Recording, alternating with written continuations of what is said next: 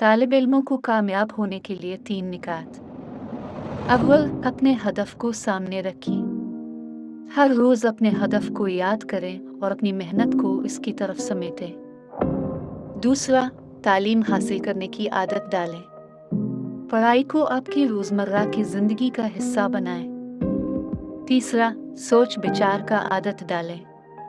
सोचने, तबसरे करने और नए अफकार सोचने की आदत होनी चाहिए।